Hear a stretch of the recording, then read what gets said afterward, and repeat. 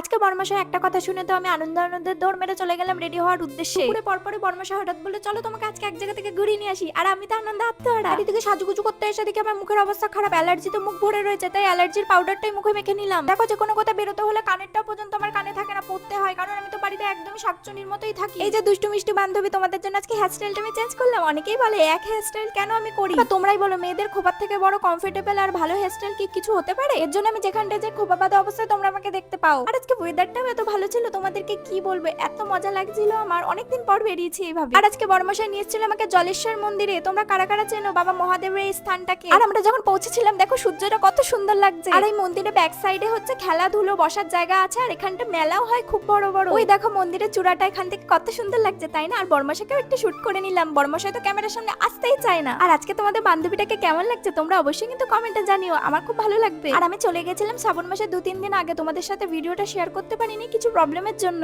বাবার এই মন্দিরটা না আমার অনেক কিছু সাক্ষী হয়ে আছে, বিয়ের আগে থেকে শুরু করে বিয়ের পরে অনেক কষ্টের সাক্ষী আমার এই বাবা মহাদেব। আর তোমরা যারা যারা এখনো জলেশ্বর আসুনি তারা অবশ্যই এসে একবার দর্শন করে যেতে পারো বাবা মহাদেবকে। এরপর আমরা মন্দিরে অনেকটা টাইম কাটিয়েছি, বসেছিলাম, এত সুন্দর হাওয়া যেন উঠতে ইচ্ছা করছিল না, কিন্তু বর্মশাই বললো ওইদিকে একটা দাদু দেখো কিছু একটা ভাজে, চলো খেয়ে আসি দুজনে মিলে। এসে দেখলাম দাদুটা এই গরমের মধ্যে কিভাবে বেগুনি আর চপ ভাজছিল, সেখান থেকে আমরা দুজন দুটো বেগুনি নিয়ে নিলাম। এরপর আমি নিয়ে নিলাম স্টিং আর বর্মশাই নিল চা, কারণ বর্মশাই তো চা লাভার। এরপর ভুট্টা দেখে তো নিজেকে সামলাতেই পারিনি, আমি ভুট্টা খুব পছন্দ করি, বিশেষ করে সুইট কর্ন, কিন্তু ছিল না, কিন্তু ভুট্টা দাও বেশ টেস্টি ছিল। আর জানো তো সেই মুহূর্তে একটা বিয়ে হচ্ছিল, আমি বসে বসে দেখছিলাম, কিন্তু সামনে গিয়ে যে ক্যাপচার করবো সেই সাহসটাই আমার ছিল না, কারণ আমি লজ্জা পাই। আর ভিডিওটা ভালো লাগলে লাইক কমেন্ট সাবস্ক্রাইব করে দিও।